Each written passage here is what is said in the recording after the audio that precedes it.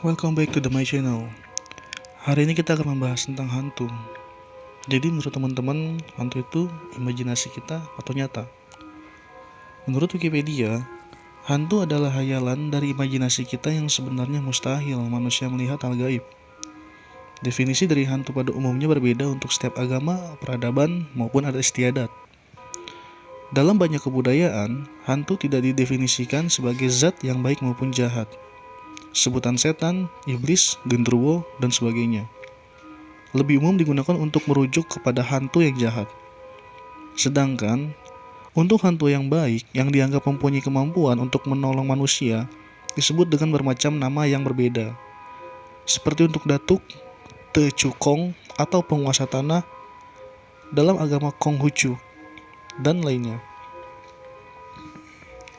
Kepercayaan akan keberadaan dunia akhir dan roh-roh orang mati sudah ada sejak manusia menganut kepercayaan animisme atau pemuja roh nenek moyang pada masa sebelum manusia mengenal tulisan. Berbagai ritual keagamaan, penguburan, pengusiran roh jahat, dan ritual spiritual lainnya dirancang khusus untuk menenangkan roh orang mati. Hantu sendiri umumnya dideskripsikan sebagai suatu zat yang seperti manusia. Walaupun terdapat pula kisah mengenai hantu hewan. Mereka meyakini menghuni tempat, objek, atau orang tertentu yang terkait dengan mereka pada setiap mereka masih hidup. Berdasarkan konsensus ilmu pengetahuan, hantu itu bukan konsep yang salah secara ilmiah. Keberadaan mereka tidak dapat difalsifikasi, dan kegiatan berburu hantu telah digolongkan sebagai ilmu semu atau pseudoscience. Walaupun sudah diselidiki selama berabad-abad, tidak ada satupun bukti ilmiah yang menunjukkan bahwa suatu tempat dihuni oleh orang mati. Hantu dalam agama-agama monoteis. Dalam Islam, hantu dikelompokkan sebagai setan dari golongan jin yang kerap mengganggu manusia. Jin dikenali sebagai makhluk halus yang tinggal di dalam alam lain. Bagaimanapun, kumpulan jin ini bisa memasuki alam manusia. Ada sebagian jin yang membuat hubungan dengan manusia dan patuh terhadap manusia, dengan tujuan menyesatkan manusia seperti merusakkan akidah. Persahabatan ini dikenali sebagai saka. Dalam Alkitab, mengacu pada kitab Yesaya dan Wahyu, hantu bisa dirunut asal-usulnya sebagai malaikat berdosa pengikut Lucifer yang jatuh ke bumi. Berdasarkan kitab Wahyu, jumlah mereka disimbolkan sepertiga jumlah bintang. Jadi, hantu, menurut ilmuwan, dapat terlihat jika otak terkena frekuensi sangat rendah. Ghosts are still unexplained phenomena. What do you believe? Hingga kini, para ilmuwan masih tidak percaya atas keberadaan hantu. Walaupun misalkan hantu itu ada, tapi tetap susah untuk dapat dibuktikan secara nyata. Karena menurut orang-orang yang percaya, hantu berada di alam lain. Tidak kasat mata, namun kadang bisa dirasakan, bahkan bisa terlihat pada saat-saat tertentu. Jika mereka para hantu itu memang ada, maka apakah hantu itu? Dari apakah mereka terbentuk? Makhluk apakah mereka? Mungkinkah hantu itu terdiri dari materi yang berunsur gas, molekul, ion, atau sesuatu yang lain? Atau bisa jadi hantu terdiri dari suatu zat atau unsur oleh para ilmuwan belum pernah diketahui. Para ilmuwan masih menyelidiki fenomena mistis tentang keberadaan hantu ini. Lalu, muncul pula pertanyaan lainnya, bagaimana hantu bisa terwujud? Bagaimana mereka bisa menembus tembok atau materi lain? Bagaimana mereka tercipta? Bagaimana mereka berakhir? Atau apakah hantu itu hanyalah ilusi mata, ilusi telinga, atau ilusi perasaan saja? Apapun hantu itu, para ilmuwan tetap mengambil penelitian dari sudut ilmu pengetahuan atau sains saja, dan mereka tetap berkeyakinan bahwa hantu adalah ilusi yang dibuat oleh otak dalam keadaan tertentu. Jika benar hantu adalah ilusi yang dibuat oleh otak, maka timbul lagi pertanyaan klasik, bagaimana otak bisa membuat ilusi penampakan hantu? Apa yang membuat otak bisa mempunyai kemampuan ilusi atau khayalan ini? Bahkan, para ilmuwan pernah melakukan penyelidikan tentang keberadaan hantu dengan menggunakan alat-alat canggih serta teknologi terkini. seperti kamera inframerah, detektor medan magnet, sensor suhu, sensor audio dan video, serta teknologi canggih lainnya. Bahkan, beberapa di antara perangkat dan teknologi yang digunakan sama persis seperti yang NASA gunakan saat ini. Lalu, beberapa ilmuwan bergabung untuk melakukan penyelidikan fenomena mistis ini. Mereka melakukan eksperimen di sebuah tempat yang paling angker di Amerika, yaitu di sebuah penjara di daerah Philadelphia, Amerika. Dari beberapa saksi mata yang ada di daerah tersebut telah mengakui bahwa mereka memang kadang melihat seperti ada makhluk yang terbang melayang di suatu penjara tersebut, dan peristiwa itu terjadi dalam waktu beberapa kali. Penyelidikan ini membutuhkan beberapa sukarelawan yang akan mengamati penjara angker itu. Para relawan yang terpilih haruslah orang yang tidak mempercayai hantu dan bukan orang yang penakut.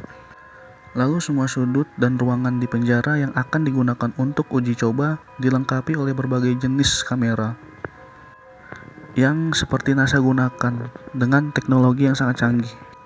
Mulai dari setiap pojok, koridor, serta objek manapun yang menurut mereka sangat dicurigakan sering adanya penampakan hantu. Pada malam kedua, dikerahkanlah para sukarelawan. Semua relawan masing-masing ditempatkan di dalam beberapa sel tahanan dalam semalam. Bagaimana menurut para relawan? Para relawan tak merasakan apapun, apalagi adanya fenomena kehadiran hantu. Mereka hanya merasakan udara yang dingin sekali. Namun pengap. Mungkin mereka di dalam ruangan sel itu tidak ada sirkulasi udara, ujar salah satu relawan.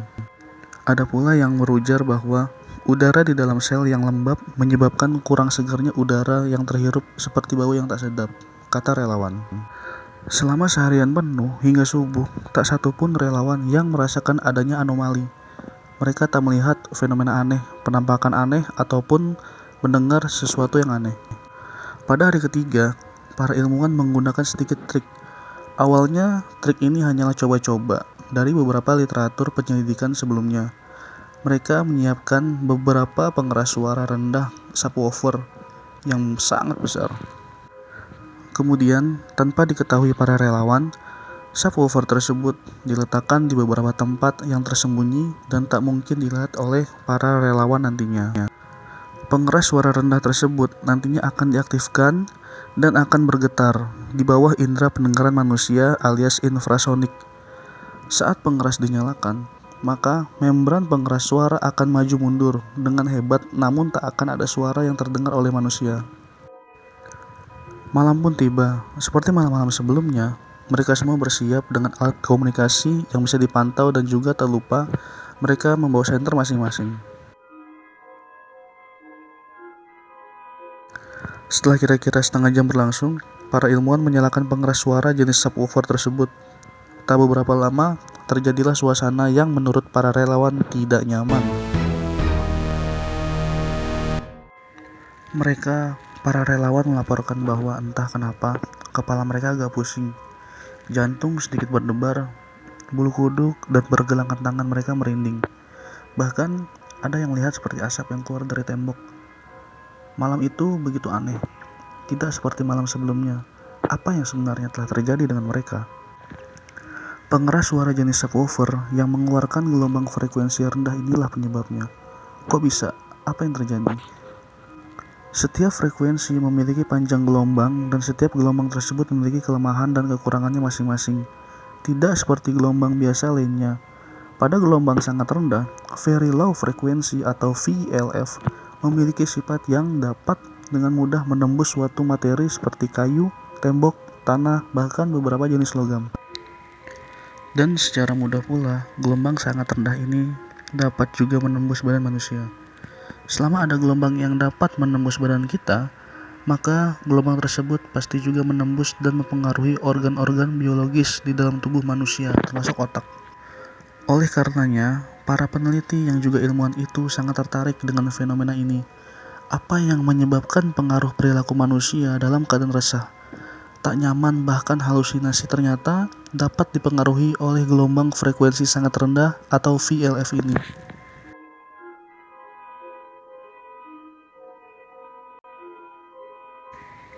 Nah, dari hasil penelitiannya, ternyata otak manusia sangat rentan dengan adanya gelombang VLF ini.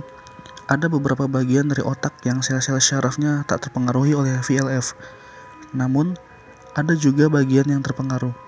Beberapa di antara bagian otak yang terpengaruh oleh VLF ini adalah bagian otak yang mengatur sistem keseimbangan dan kesadaran.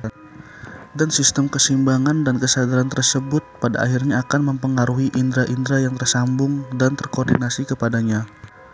Dengan terpengaruhnya sistem keseimbangan dan kesadaran pada otak manusia itu, maka otak akan memerintahkan sel-sel tertentu kepada indera lainnya, seperti mata yang dapat melihat benda yang tak ada namun menjadi seperti ada. Telinga yang berfungsi sebagai keseimbangan juga mulai terpengaruh akibat informasi yang salah dari otak. Lalu mulai merasakan pusing dan juga terjadi efek pendengaran yang sebenarnya tidak ada, seperti mendengar suara wanita, anak menangis, dan suara terbahak-bahak atau cekikikan. Indera lainnya juga terbukti terpengaruh oleh info dari otak yang salah memberikan informasi akibat hantaman gelombang frekuensi sangat rendah atau VLF. Termasuk indera penciuman, mencium wangi bunga yang sebenarnya tidak ada. Indera perasa seperti kulit juga menyebabkan perasaan seperti bulu kuduk kita merinding. Maka, pada sesi inilah manusia akan mengalami seperti halusinasi, karena otak yang terpengaruh oleh VLF dan terjadi disinformasi dan terpengaruhinya indera manusia yang lainnya, dan pada sesi selanjutnya maka manusia dapat melihat hantu. Lalu, dari mana datangnya frekuensi rendah di sekeliling kita? Frekuensi rendah ada di mana-mana dan dapat dipicu oleh berbagai macam cara. Secara alami, frekuensi rendah dapat dipicu oleh getaran yang sangat pelan dan rendah, mulai dari dedaunan atau alang-alang yang tertiup angin, dari tetesan air yang jatuh, dari rintik air hujan, dari putaran rendah kipas angin, dan dari apapun yang bersifat bergetar, serta memiliki getaran yang sangat-sangat rendah. Apalagi jika ada beberapa di dalam gedung tua seperti penjara ini. Kelembaban karena air yang menetes, rumput-rumput, suara angin, dan lainnya sangat mempengaruhi. Nah, itulah penjelasan dari beberapa ilmuwan berdasarkan sains. Jadi, menurut teman-teman, hantu itu imajinasi atau nyata? Jangan lupa tulis di kolom komentar, oke?